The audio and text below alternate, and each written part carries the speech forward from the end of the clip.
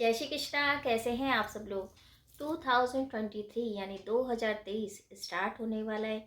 English calendar के अनुसार 2023 का आवागमन होने वाला है। तो आखिर हमारी राशि पे किस तरह से प्रभाव पड़ेगा उसके बारे में चर्चा कर रहे हैं। बात कर रहे हैं हम वृश्चिक राशि की। ये जो वृश्चिक राशि वाले जो जातक हैं इनके लिए 2023 कैसा जाने वाला है। कुछ उपलब्धि बड़ा होगा या फिर कुछ स्ट्रगल तो नहीं करना पड़ेगा, तो उसी बारे में चर्चा करेंगे।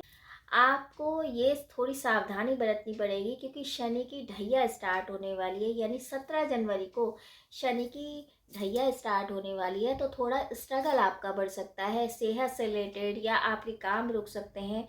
तो स्ट्रगल बढ़ेगा, सेहत थोड़ी ख़राब रह सकती है। तो उस बात का आपको विशेष ध्यान रखना पड़ेगा क्योंकि स्टार्टिंग का टाइम होगा, तो थोड़ा सा आपके काम में रुकावट भी आ सकती है। देखिए, पहले समझते हैं कि ये जो वृश्चिक वाले जो जातक होते हैं, वृश्चिक राशि वाले, ये किस तरह के होते हैं, क्या इनका स्वभाव होता है।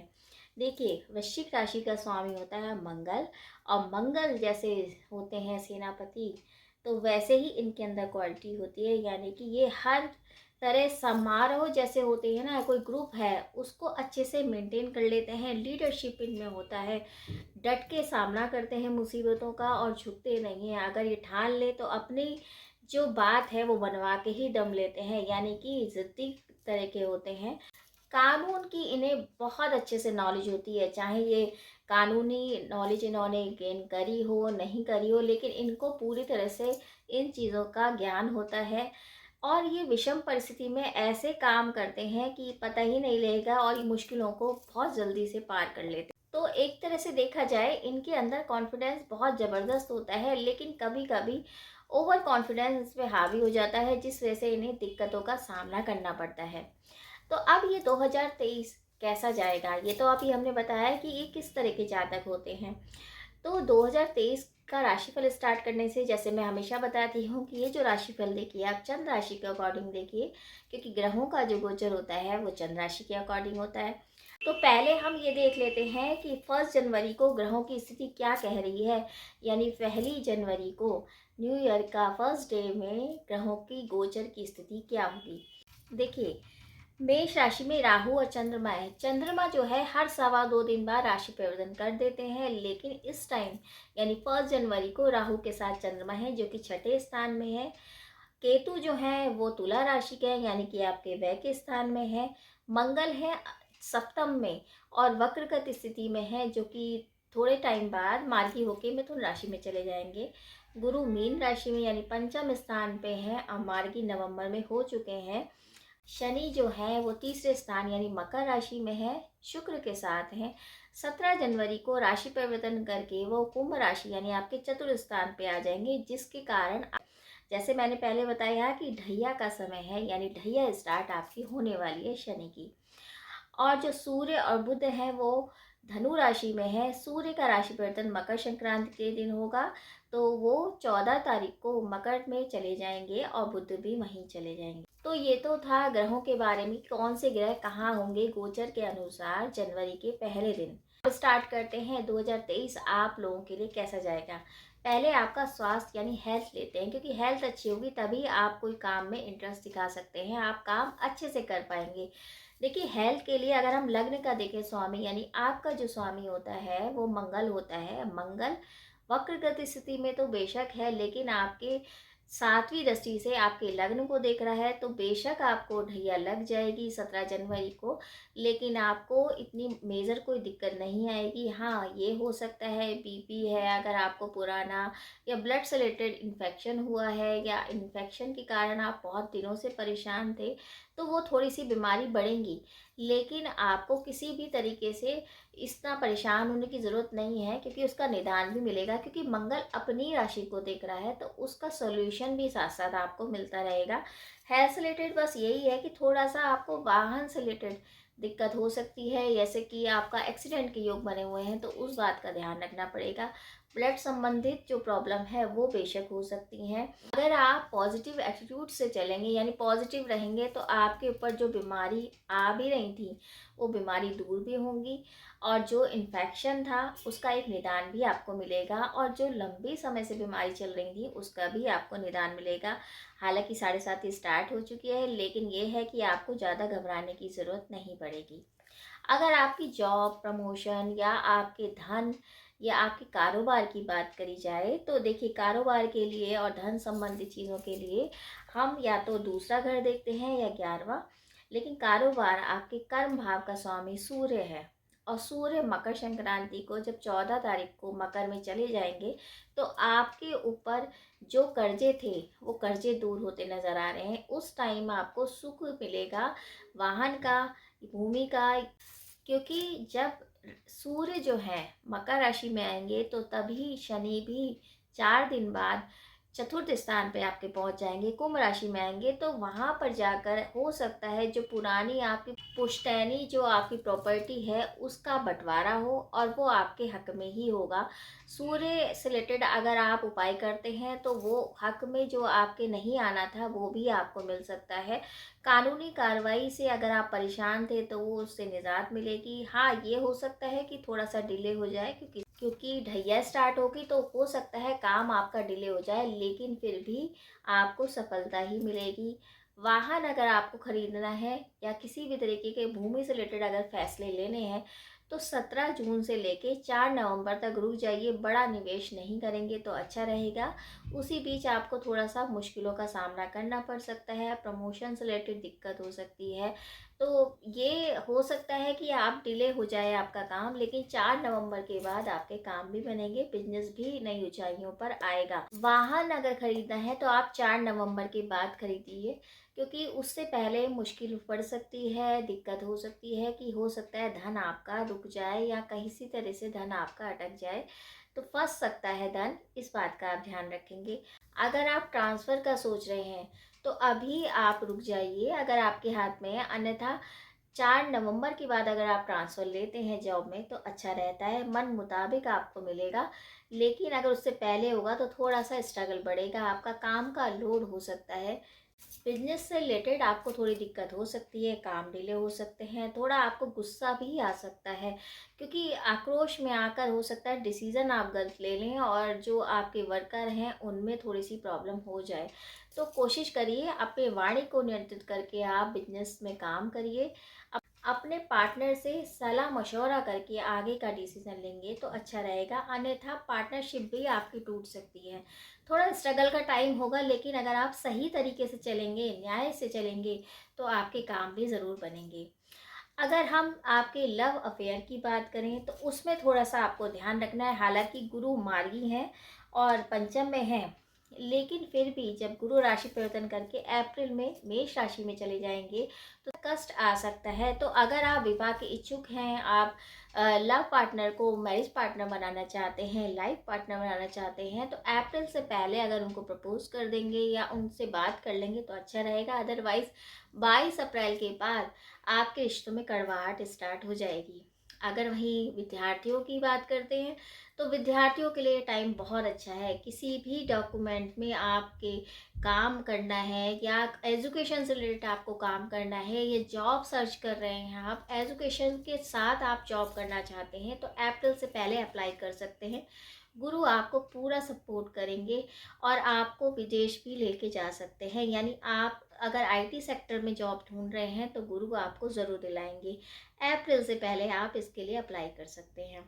दाम्पत्य जीवन की बात करें तो थोड़ी सी कड़वाहट हो सकती है, क्योंकि वक्री मंगल बैठे हुए हैं, तो हो सकता है आप एक दूसरे को समझ नहीं पा रहे हैं, या हो सकता है पार्टनर के साथ आपके सामंजस्य में थोड़ी दिक्कत हो जाए। आपकी वाणी के कारण कलेश हो सकता है या परिवार विघटन भी हो सकता है, तो थोड़ा सा ध्यान रखेंगे। परिवार में किसी भी सदस्य के कारण लड़ाई झगड़े भी हो सकते हैं, लेकिन सबसे बड़ी बात यह है कि आपके अंदर एक जज्बा होगा, आप कॉन्फिडेंसली बात करेंगे, डट के सामना करेंगे, और जब आप डट के सामना करते हैं तो आपको ज़रूर न्याय मिलता है। और कोशिश यही करिए कि किसी भी तरीके से आपको हिम्मत नहीं हारनी है, क्योंकि स्ट्रगल बढ़ेगा। जब ढैया स्टार्ट होती है तो थोड़ा-सा स्ट्रगल बढ़ जाता है। चारों तरफ से ऐसा लगेगा कि ये लोग मेरी बात नहीं समझ रहे हैं, लेकिन स्ट्रगल के साथ-साथ आपके अंदर अगर जज़्बा है करने का, पॉज़िटिव एटीट्यूड आप रखेंगे, तो उस पॉज़िटिव एटीट्यूड के कारण आपके काम भी बनेंगे और परिवार से किसी भी तरीके से जो कलह हो रहा है, वो दूर भी होगा। 4 सितंबर के बाद अपने जीवन साथी का आपको विशेष ध्यान रखना पड़ेगा, उनके स्वास्थ्य से रिलेटेड दिक्कत हो सकती है। तो ये तो था 2023 ग्रहों के अकॉर्डिंग, यानी जो ग्रह गोचर चल रहे हैं उसके अकॉर्डिंग ये पूरा साल कैसे जाने वाला है। जैसे मैंने बताया, स्ट्रगल का थोड़ा सा टाइम बढ़ेगा क्योंकि वृश्चिक राशि पे जो है वो ढैया स्टार्ट हो रही है। तो उस चीज़ के ध्यान में रखते हुए अगर आप न्याय से बात करते हैं, सही तरीके से काम करते हैं, तो शनि महाराज आप पे ज़रूर प्रसन्न होते हैं। अब चलते हैं कि जनवरी से लेकर दिसंबर तक आपकी कौन कौन सी चीज़ें आपको उपलब्धि में आएंगी, या आप किस चीज़ों का सावधान रहेंगे, या क्या आपके जीवन में बदलाव आएंगे। तो मंथ के अकॉर्डिंग लेते हैं कि जनवरी से लेकर दिसंबर तक क्या क्या चीज़ें आपके जीवन में घटित हो सकती हैं। देखिए, जनवरी में आपको काम में थोड़ी रुकावट हो सकती है क्योंकि 17 जनवरी को ही तो टहिया लगेगी ना शनि की। तो थोड़ा सा काम में आपकी रुकावट हो सकती है, लेकिन मित्रों का पूरा सहयोग मिलेगा। जॉब में एंड में हो सकता है कि 17 जनवरी को जैसे डहिया स्टार्ट हो, तो 30 जनवरी के आसपास आपको जॉब में थोड़ा सा सहयोग मिले लोगों का, और हो सकता है प्रमोशन भी हो जाए। अगर आप पॉजिटिव एटीट्यूड्स के साथ काम करते हैं तो जनवरी के एंड में आपको प्रमोशन के चांसेस भी बनेंगे। फरवरी की बात करें तो फरवरी में यात्राओं के योग हैं, सुखद यात्रा होगी, ग्रह कलेशों से मुक्ति मिलेगी, और हो सकता है कुछ आप वाहन लेने की भी सोचें, लेकिन अभी लीजिए मत। लेकिन आपके दिमाग में ये आएगा कि मैं वाहन ले लूँ या ले ले सकता हूँ। अगर मार्च की बात करें तो व्यर्थ की भागदौड़ रहेगी, यात्राओं में थोड़ा नुकसान हो सकता है, हेल्थ से रिलेटेड आपको दिक्कत हो सकती है, लेकिन मित्रों का आपको भरपूर सहयोग मिलेगा, जिससे जो विवाद चल रहे थे उन विवाद से भी आपको एक तरह से निदान मिलेगा कि किस तरह से इस विवाद को टाला जाए। अगर हम अप्रैल की बात करते हैं तो सुखद यात्रा के योग हैं, सफलता मिल सकती है आपको, और हो सकता है घर में किसी मांगलिक कार्य का आप आयोजन करें। धन के नए स्रोत आपके बढ़ सकते हैं, बड़े काम में आप इन्वॉल्व भी हो सकते हैं, लेकिन वहीं आपकी वाणी बहुत खराब हो जाएगी। तो वाणी से रिलेटेड आपको काम करना पड़ेगा, यानी कि वाणी को कंट्रोल में करके अगर आप बात करते हैं लोगों से, तो आपको बहुत ज़्यादा मुनाफा मिलेगा, क्योंकि वाणी अगर खराब होगी तो आपके काम बनते बनते भी बिगड़ जाएंगे। मई की बात करें तो वर्क नया कोई स्टार्ट हो सकता है, कोई कारोबार आप नया स्टार्ट कर सकते हैं, लेकिन अप डाउन की सिचुएशन रहेगी। आपके मन में उत्साह तो बहुत रहेगा, लेकिन ऐसा होगा कि कभी तो आपको लगेगा काम हो गया, कभी लगेगा कि काम नहीं हो रहा है, लेकिन आपके मन में उत्साह बहुत रहेगा और आपको नया काम करने का एक मन भी होगा कि जल्दी से काम शुरू हो जाए। अगर हम जून की बात करते हैं तो कॉन्फिडेंस में वृद्धि होगी। कोई नया काम तो स्टार्ट हो चुका होगा आपका, लेकिन हो सकता है व्यर्थ की वाद विवाद में आप फंस जाएं और परिवार में विघटन के चांसेस बन जाएं, परिवार में आपको कोई समझे नहीं, इस तरह की सिचुएशन हो सकती है। माता पिता से किसी भी तरीके से आप बहस में ना पड़ेंगे तो अच्छा रहेगा। जुलाई में धार्मिक यात्राओं का योग है। जुलाई में धार्मिक यात्राएं हो सकती है, देव दर्शन के लाभ हो सकते हैं, लेकिन आपको धोखेबाज जो लोग हैं उनका सामना भी करना पड़ेगा। यानी कि आपको लगेगा कि ये मेरा बहुत अच्छा मित्र है या मेरे परिवार में बहुत अच्छा सदस्य है, लेकिन वो ही पीछे छुरी लेके बैठा होगा, यानी कि आपको उसका षड्यंत्र जो है आपके सामने आ जाएगा। हो सकता है लोग आपकी तारीफ भी करें, लेकिन पीठ पीछे आपकी बुराइयां भी करें, तो इस तरह के षड्यंत्र में आप फंस सकते हैं। लेकिन धार्मिक यात्राएं भी होंगी, अनुष्ठान भी आपके घर में होंगे। अगर अगस्त की बात करें तो व्यर्थ के वाद विवाद से आपको बचना पड़ेगा, मित्रों का सहयोग मिलेगा, यात्रा से आपको भरपूर लाभ मिलेगा, नई योजना आप बना सकते हो, कोई न्यू प्लानिंग आप कर सकते हो काम से रिलेटेड, मित्रों का सहयोग मिलेगा। तो मित्रों से बैठ के अगर आप बात करते हो तो उस कार्य में आपको सफलता भी मिलेगी। सितंबर में थोड़ी मानसिक अशांति रहेगी, अप डाउन की सिचुएशन रहेगी, हेल्थ का विशेष ध्यान रखना पड़ेगा, इन्फेक्शन हो सकता है, लेकिन मेहनत से अगर काम करेंगे तो उस काम में आपको सफलता भी मिलेगी। अक्टूबर में तरक्की के योग हैं, हो सकता है पिता से आपको कोई बेनिफिट मिल जाए, या काम आप जो स्टार्ट करे थे उसमें प्रॉफिट होना स्टार्ट हो जाए, या कोई आपका मुकदमा है वो ख़त्म होने की कगार पे आ जाए, और दाम्पत्य सुख भी आपको बहुत मिलेगा। नवंबर में आपको शारीरिक कष्ट मिल सकता है व्यस्तता के कारण, यानी आप बहुत बिजी हो जाओगे जिस वजह से आप हेल्थ पे ध्यान नहीं दोगे। आपका काम का लोड बढ़ सकता है जिस वजह से ऐसा होगा कि आप हेल्थ का जो है ध्यान नहीं रख पाए, और वो इशू आपके जो पुराने चल रहे थे वो उखड़ जाएं, यानी कि पुरानी बीमारियां आपको दोबारा से उत्पन्न हो सकती हैं। तो इस बात का आपको ध्यान रखना पड़ेगा। नवंबर में विशेषकर अपनी हेल्थ के ऊपर ध्यान दीजिए, अन्यथा दिक्कत होगी। दिसंबर में विदेश यात्रा के भी योग हैं। कार्य में सफलता मिलेगी, लेकिन कुछ काम में आपको समझौता करना पड़ेगा। मतलब मन नहीं होगा लेकिन आपको समझौता भी करना पड़ेगा। तो उस चीज़ के लिए आप रेडी रहिए, क्योंकि हो सकता है समझौता करें लेकिन उससे आपको सफलता भी मिलेगी, यात्राओं से लाभ भी मिलेगा। विदेश यात्रा जैसे मैंने बताया वो हो सकती है, लेकिन व्यर्थ के खर्चे भी बढ़ेंगे, तो उस बात का भी आपको ध्यान रखना पड़ेगा। यात्राएं होंगी तो आप, हो सकता है यात्राओं में कोई ऐसा व्यक्ति आपको मिल जाए जो आपके काम में तरक्की करवाए, आपके काम में एक नई दिशा देने की कोशिश करे। तो ये तो था जनवरी से लेकर दिसंबर तक के बारे में कि आपको किस चीज़ की सावधानी बरतनी है, क्या उपलब्धि आपको मिलेगी, और क्या आप नई योजना पे काम कर रहे हैं तो वो काम में सफलता मिलेगी या नहीं। अब हम उपाय क्या करें। वृश्चिक राशि का जो स्वामी होता है वो मंगल होता है। तो अगर आप मंगल से रिलेटेड यानी लाल चीज़ों का दान करते हैं, हनुमान चालीसा का पाठ करते हैं, नित्य प्रतिदिन आप गुड़ का दान करते हैं, ऐसा नहीं कह रही हूँ कि डेली करिए, कम से कम मंगलवार के दिन अगर आप किसी को गुड़ देते हैं या लाल वस्त्र देते हैं तो आपको लाभ होता है। मंगल में हनुमान चालीसा का पाठ ज़रूर करेंगे, अन्यथा आप डेली भी कर सकते हैं। उससे आपके ऊपर जो संकट आने वाला भी होगा वो संकट भी दूर होगा, और हनुमान जी की कृपा बनी रहेगी, और आपके अंदर जो उत्साह है वो उत्साह भी रहेगा। क्योंकि ढैया स्टार्ट हो रही है, तो वैसे भी जब ढैया स्टार्ट होती है या साढ़े साथी स्टार्ट होती है तो हनुमान जी की पूजा सर्वोपरि होती है, यानी हनुमान जी की पूजा आपको ज़रूर करनी चाहिए। तो ये तो थे उपाय। अब ये तो एक मैंने गोचर के अनुसार आपको गणना बताई है, एक प्रेडिक्शन दी है, लेकिन सभी के चार्ट अलग होते हैं, सबकी जन्म कुंडलियाँ अलग होती हैं। तो अगर आप महत्वपूर्ण कोई क्वेश्चन पूछना चाहते हैं या कुंडली का विवेचन कराना चाहते हैं तो आप कमेंट बॉक्स में मैसेज भी कर सकते हैं, परामर्श ले सकते हैं, क्योंकि ये एक जनरल प्रेडिक्शन है, काफ़ी हद तक सही होती है, लेकिन फिर भी चार्ट सबके अलग हैं तो उसके लिए अलग से अध्ययन करा जाता है। और यही उम्मीद करी जाएगी कि जो 2023 आने वाला है ये सबके लिए बहुत अच्छा हो। आपको थोड़ी सी सावधानी बरतनी पड़ेगी क्योंकि ढैया स्टार्ट हो रही है। अगर आप न्याय से चलते हैं, सही तरीके से काम करते हैं तो शनिदेव महाराज कभी नुकसान नहीं होने देते हैं।